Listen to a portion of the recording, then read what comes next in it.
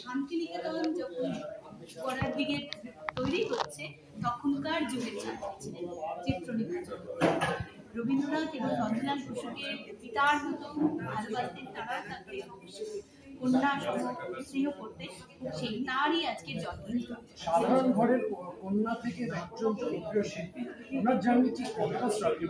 আজকে তিনি চিত্রলেখা চৌধুরী কখনোই সাধারণ ঘরের কন্যা ছিলেন না। তিনি তার পিতা ছিলেন ডক্টর ভগবান চন্দ্র বসু, তখনকার দিনে ব্রিটিশ আমলের ডাক্তার ছিলেন। তো কোনোদিনই চিত্রলেখা চৌধুরী সাধারণ ঘরের কন্যা ছিলেন না। আর তার মা ছিলেন শরৎ কুমারী বসু। আর তার বিয়ে হয়েছিল নোয়াখালীর জমিদার পরিবারের, লামচর জেলার জমিদার পরিবারের সন্তানের সঙ্গে চিত্রলেখা বিয়ে হয়েছিল। তারপরে তাকে তারা পড়াশোনা করতে শান্তিনিকেতনের আশ্রমে পাঠিয়েছিলেন, সেখান থেকেই তার সর্বোচ্চ শিক্ষা। আমরা অনুষ্ঠানের মাধ্যমে জানতে পারলাম যে উনি ওনার জীবন জুড়ে বিভিন্ন শিল্পের মাধ্যমে নারী কল্যাণের জন্য অজস্র কাজ করেছেন। হ্যাঁ, নারী কল্যাণের জন্য নিশ্চয়ই কাজ করেছিলেন তিনি। অবলা সেটা পরের কথা,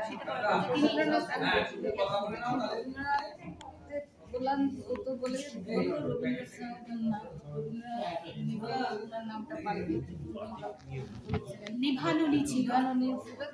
চিত্র দেখে খুশি হয়ে আপ্লুত হয়ে তিনি নাম দিয়েছিলেন চিত্র। রবীন্দ্রনাথ কিন্তু চাইতেন যে সবাই দেশের মেয়েরা দেশের কাজ করবে।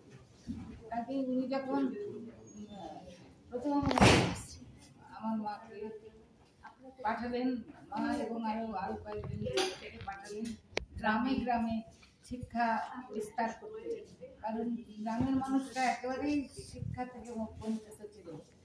কিন্তু সেই জন্য তখন তাদের শেখাবার জন্য একটা আমাদের এখনকার যুগে হলো একটা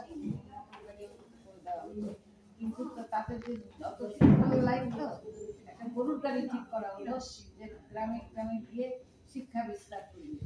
এবং সেই যখন গরুর গাড়ি নিয়ে যেতে প্রথম তারা আর শিখতেই চাইতো না, আসতেই চাইতো না।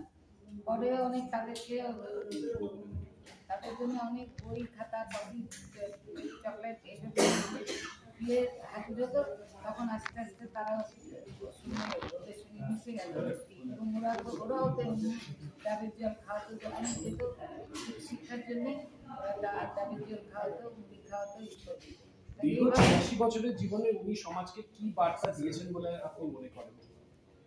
সমাজকে এই বার্তা দিয়েছেন যে উনি একজন বালিকা বধূ হয়েও, তখনকার সময়ে একজন বালিকা বধূ হয়েও তার শ্বশুর বাড়ি থেকে পড়াশোনার জন্য তিনি আশ্রমে এসেছিলেন, গুরুদেবের আশ্রমে। তো নারীদেরকে এটাই বলতে চাইছেন তিনি যে শিক্ষাটা কোনো বাধা হয় না, বিয়ে হলেও বাধা হয় না, এবং শিক্ষাটা সবার জন্যই উন্মুক্ত। সেই শিক্ষাটা যে কোনোভাবেই গ্রহণ করা উচিত। ধন্যবাদ।